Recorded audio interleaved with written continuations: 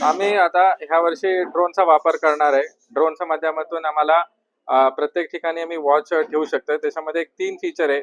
आमचं नाईटमध्ये पण ते ड्रोन आम्ही चालवू शकतो. 1 तासाचा ते ड्रोन फ्लाइट असतील. त्याच्यामध्ये एआय फीचर आहे. प्रत्येक एरियामध्ये किती लोक आहे, भाविक आहे, त्याचं डेन्सिटी आम्हाला कळेल.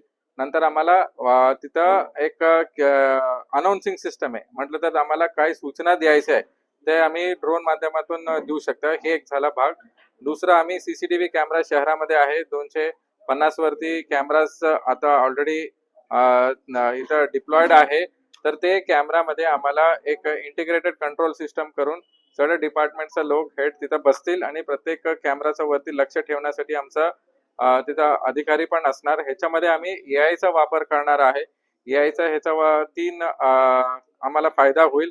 एक तर आम्हाला कुठं चेंगराचेंगरी होऊ शकतं, कुठं जास्त गर्दी झालेली आहे त्याचं माहिती आम्हाला भेटेल.